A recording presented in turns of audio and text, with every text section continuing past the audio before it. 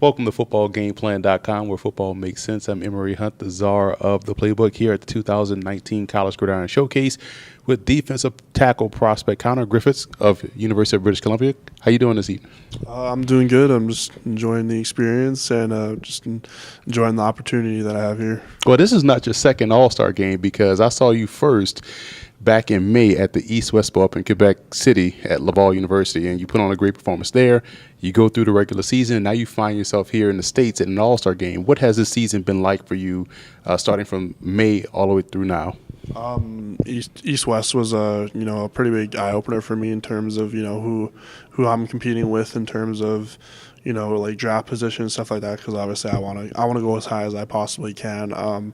This season for me was definitely frustrating because I partially tore my MCL, so I was out for 2 weeks, and even when I played the rest of the season, I wasn't really healthy until our playoff game, and then we didn't advance to the Hardy Cup for the first time in like my whole career there. So it was definitely a really frustrating year for me.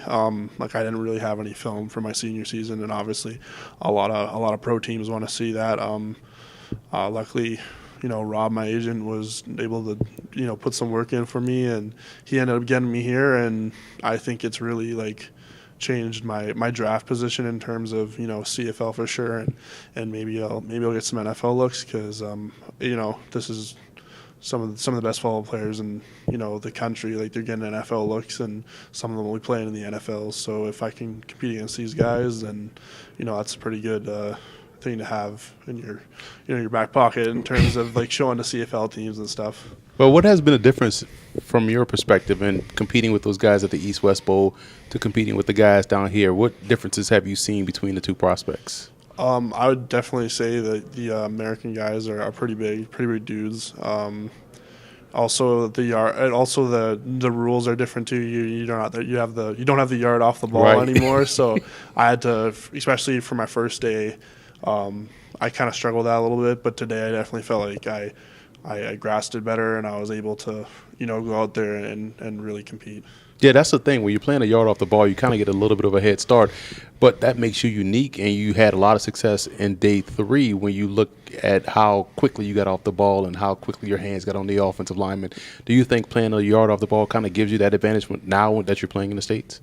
I would say having the yard off the ball gives you kind of time to like evaluate what a lineman's going to do, and then you can work like a lot of moves off that. But I feel like playing D tackle with American rules, it's like you got to get your hands on them as quick as you can, and then from there you kind of evaluate what the next like best like course of action is in terms of like finishing your pass rush. Really, when you look at your game, where do you feel as though you are strongest, and where do you feel as though you still have room to grow?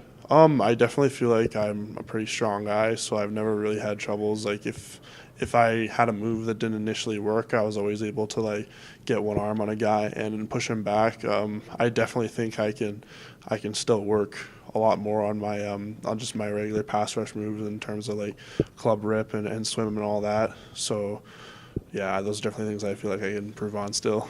If I was to pick up some film of yours and evaluate your game, what game would you say, you know what, check out this one. This is where you get the full range of what I bring to the table? I definitely think my Hardy Cup game in 2017 was a really good game, because there were 2 first-round like CFL draft picks on that O-line, and I was getting to the quarterback a lot despite like going against both of them most of the game, and I had TFLs, and I just felt like I was moving all over the place and just making plays. Well, you're making some plays out here at the College Gridiron Showcase, and we wish you the best of luck moving forward, whether that's here in the States or up there in Canada in the CFL draft. Thank you for taking time. Thank you.